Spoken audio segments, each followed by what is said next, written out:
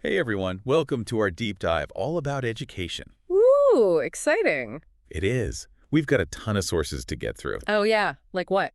We've got YouTube videos, articles, we even dug into some analysis from the McKinsey Global Institute, Wow, covering all the bases. all to figure out what the future of learning really looks like. I'm intrigued. Yeah, and let me tell you, it's not as simple as you might think. I bet. Especially with everything that's happened recently. Oh, absolutely. I mean, the pandemic really shook things up, didn't it? Big time. It feels like everyone's rethinking education these days. Right, like going way beyond the whole traditional classroom setting. Yeah, for sure. And speaking of which, one of the biggest trends we found was the rise of homeschooling. Interesting. Yeah. I watched this John Stossel video, and I was blown away by how many families are trying it out. Hmm. There was even this dad in Kentucky. He built a whole gravity experiment with his son just to make learning fun. Wow. That's dedication. Right. And it's not just a one-off thing. It feels like a whole movement, you know? It does seem like there's been a shift. Yeah. So in the video, Stossel actually makes a pretty strong case for homeschooling. Does he? Oh, yeah. He talks about all this research that shows homeschoolers doing really well academically. Like better than kids in regular school. Yeah, often they even outperform them. Huh. I wonder why that is. Right. It makes you think. Is it the one-on-one attention? Or maybe the freedom to personalize the curriculum? What do you think? Well, it could be a bunch of things, right? Yeah. I mean, personalized learning is definitely huge. Tailoring education to a child's needs and what they're actually interested in, that's got to make a difference. Makes sense. Plus, you can't ignore the parents, right? They're way more involved in Oh, homeschooling. for sure. And that level of involvement can be a game changer. Absolutely. And now with all the online resources out there, Oh, it's yeah. like a whole world of learning right at your fingertips. It is pretty amazing. Like Khan Academy. It's all right there. So true. But then it also makes me think about the families who, might not have all that. What do you mean? Like, not everyone has the resources or the support Huh. to make homeschooling work. That's a really good point. Right. Not everyone's got the tech, the time, the space. Totally. I mean, let's be real. For homeschooling to really work, you often need a parent who can dedicate themselves to it full time. Yeah. And that's just not possible for a lot of families. Absolutely. Yeah. It's a lot to juggle. But, while we're talking about different approaches, Okay. there was this video from that mountain life that totally opened my eyes to unschooling. Unschooling. Yeah, have you heard of it? I've heard the term, but Okay, so basically it takes personalized learning to a whole other level. really, how so? It's all about letting kids follow their own curiosity and learn through real-life experiences. Wow. So no formal lessons, no set curriculum. Ah, They learn to read because they want to, not because they're being forced to. that's pretty radical. Right. I mean, in a way, it sounds idyllic, but, But well, I do have some concerns. what are you thinking? I just wonder, how do you make sure kids learn everything they need to know without some kind of structure? That's the big question, isn't it? Yeah. It seems like a lot is riding on the parents. It definitely puts a lot of responsibility on them. With unschooling, they basically become facilitators. Oh, interesting. They guide their kids' learning, make sure they have all sorts of different experiences. That's a big job. It is, and it requires a lot of awareness, Yeah. making sure that the kid's developing in the right way. It makes you think, though, like what's really important in education? Yeah, it challenges the whole traditional model. Speaking of challenging the system, Okay. there's this valuetainment video called 15 Things School Won't Teach You. I've heard of that one. Oh, yeah. Yeah, it's pretty thought-provoking. Oh, totally. It really got me thinking about how schools prepare, or maybe don't prepare, students for the real world. In what way? Well, they argue that schools miss the mark when it comes to Yeah. practical skills, like things you actually need to know to function in life. You mean like what? Well, things like financial literacy, Oh, right. how to deal with conflict, Yeah. even basic life management stuff. It's true. Those things don't always get taught. Right. And they're saying those often get overlooked in favor of, all the theoretical knowledge. And they have a point. Sometimes it feels like school is all theory and not enough practice. Exactly. Like Yeah. imagine graduating high school without knowing how to budget your money or navigate a disagreement. Or how to, cook a decent meal. Right. It's like, what are we even doing here? Yeah. But I also think there needs to be a balance, Oh, totally. We can't dismiss the value of critical thinking and having that foundation of knowledge that traditional schooling provides. Absolutely. It's about finding that sweet spot. Exactly. But still, it makes you wonder, right? Is this lack of practical skills part of the reason why so many young adults feel lost after graduation? It wouldn't surprise me. I mean, a lot of young people are just not equipped with the tools they need to navigate the real world. Yeah, it's like we're sending them out there with all these fancy tools, but no instructions on how to use them. A good analogy. It reminds me of this Ashley Viola video I watched about the growing distrust in the U.S. education system. Yeah, And this Gallup poll showed a pretty steep drop in confidence, especially among Republicans. that's interesting. Yeah, and it makes sense when you think about all the issues going on. What kind of issues? Oh, the teacher shortages, test scores not going up, parents feeling like they've lost control. Yeah, I can see how that would lead to some distrust. Right, it's like a recipe for discontent. But the question is, what's at the root of it all? Is it just bad management, or is there something deeper going on? Well, this is where the idea of the education industrial complex comes in.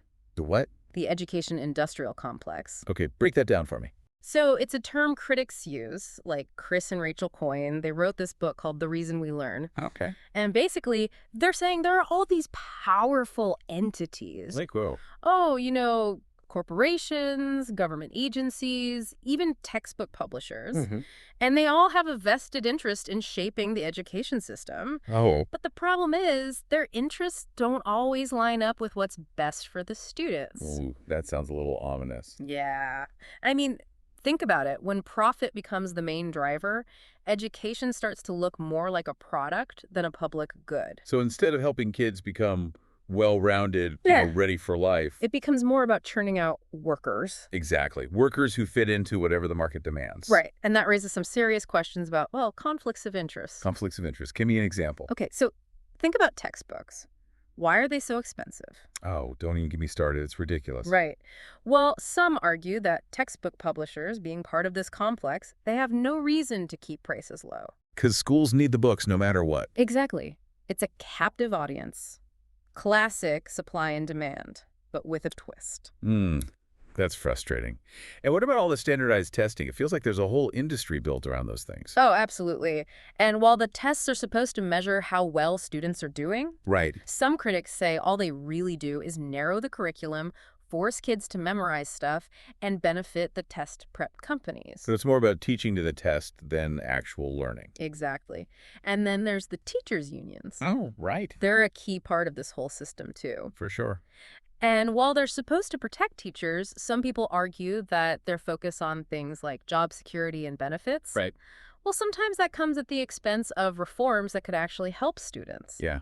It's like a balancing act, right? Yeah. Between supporting teachers and making sure kids are getting the best education possible. Exactly. Wow. It's a lot to think about. It is, and we've barely scratched the surface. I know, right? We've covered homeschooling, unschooling, this whole education industrial complex. And the question remains, are there any real solutions out there? Solutions that can actually fix these problems and create a better system? Well, that's what we're going to dig into next. Stay tuned, because we're about to explore some potential solutions and tackle the big question. What does the future hold for education? Well, one solution that keeps coming up is this idea of school choice. School choice. Yeah. I think I remember that from John Stossel's video. Yeah. He was really into it. He was a big advocate for it. Arguing that competition would make all schools better. Exactly. Like if parents could pick where to send their kids, whether it's a charter school or a private school or even homeschooling, Right. then all schools would have to step up their game to attract students. It's applying free market principles to education. Oh, I see. But does that really work? Well, it sounds good in theory, Yeah. but then you have to think about the practical side of things. What do you mean? Well, like, wouldn't it just end up creating a system where wealthy families get the best schools Oh, yeah. and everyone else gets left behind? That's a good point. Critics of school choice say it could actually make inequality worse. How so? Well, if the funding follows the student, Right. then schools in richer areas would get more money, Ah, I see. while schools in poorer areas would struggle even more. So it's like a two-tiered system. Exactly. Ugh, that doesn't seem fair. And then there's the issue of segregation. Segregation. Yeah, some people worry that school choice could lead to schools becoming less diverse. Oh, like separating students by race or religion or income. Exactly. Yeah, that wouldn't be good. It's a complicated issue for sure. It is. And there are no easy answers. Nope. It makes me wonder about the future of education in general. What do you mean? Well, with all these challenges we've been talking about, what's it going to look like in 10, 20 years? That's a big question. It is. You know, I watched this video by Kevin Wheeler about the future of education, and it left me feeling kind of uneasy. Oh, what was it about?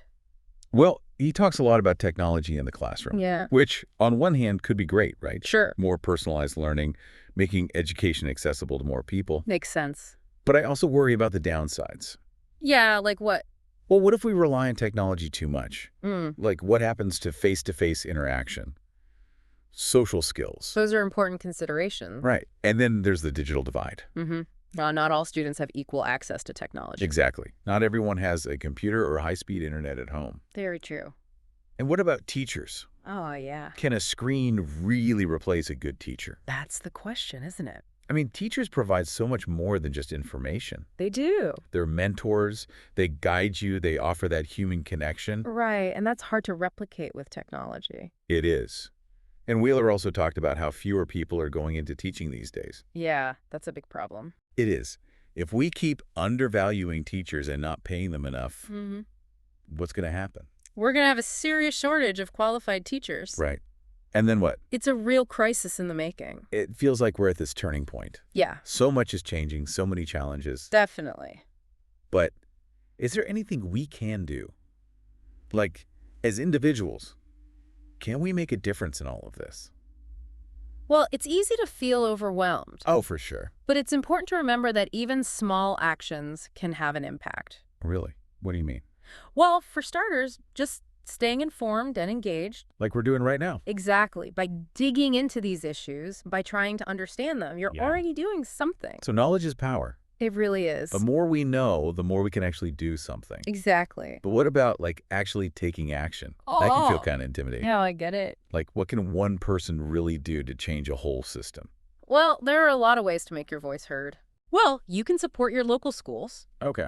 go to school board meetings, talk to your friends and family about these issues. Just start a conversation. Exactly. The more we talk about it, the more awareness we raise. I like that. And if you're ready to do even more, Okay. you can get involved with organizations that are working to improve education. Oh, like what kinds of organizations? There are all sorts. Some focus on advocacy, some on mentoring, some on providing resources to students who need them. Oh, right. You can volunteer your time, donate money. Makes sense. It can make a real difference. I've heard about those mentoring programs. Oh, yeah. Yeah, but I never really knew how to get involved. Well, a lot of organizations connect mentors with students who need guidance. Hmm? You can share your skills, your experiences, even just your time. And that can make a difference. Absolutely. Wow, that's pretty cool. And don't forget about voting. Voting. Yeah. Stay informed about the education policies that are being debated and contact your elected officials. Support candidates who prioritize education. I guess that is important. It is. It's a reminder that we all have a say in this. We do. We can actually shape the future of education. Exactly. It's not just something that happens to us. We're part of it. We are. Wow, this has been really eye-opening. It has. It's clear that education is at a crossroads, It is. but it's also inspiring to see so many people working to make it better. It is. There's a lot of passion out there, Yeah. and that hope is important. It is, We need to believe that change is possible, even with all the challenge around. even with the challenges. But hope's not enough, right? Right. It has to be coupled with action.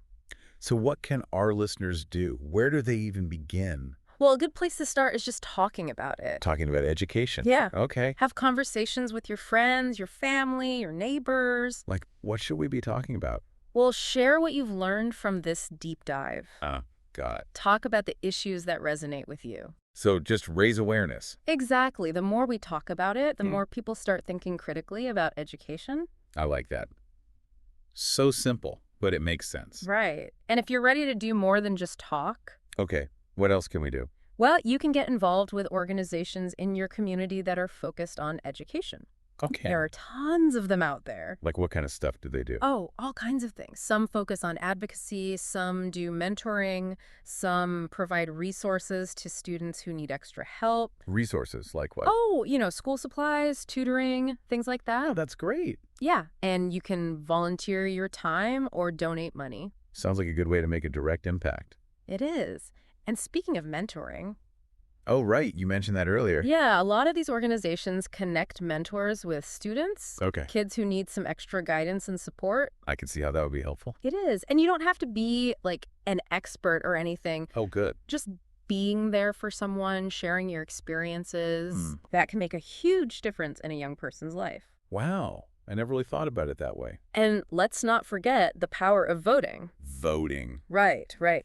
It's important.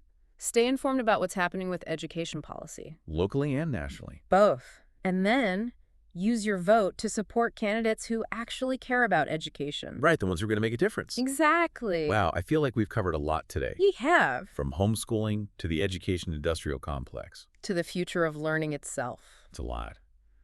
But you know what? It's also been really inspiring It has. to see how many people are out there fighting for better education. There are so many passionate people working hard to make a difference. It gives me hope for the future. Me too. And that hope is essential. It is. We need to believe that change is possible, Even when things seem tough. especially when things seem tough. Because this deep dive, it's shown me that education, it's not a spectator sport. No, it's not. We all have a role to play. We do.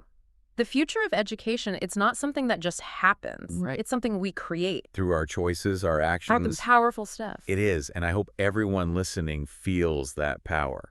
That they can actually make a difference. Exactly. So get out there, get informed, get involved. Make your voice heard. Yes. Yeah. Because the future of education, it really is in our hands. This has been an amazing deep dive. It has. We've explored some really complex issues. We have. But I think the biggest takeaway for me is that feeling of hope. Hope and possibility. That even small actions can add up to create real change. Absolutely. So thank you, everyone, for joining us on this journey into the world of education. It's been a pleasure. We hope you've learned something new, maybe even feel inspired to get involved. Because remember, knowledge is power. And we can all use our power to create a better future for education. We can. That's it for this deep dive, folks. Until next time. Take care, everyone.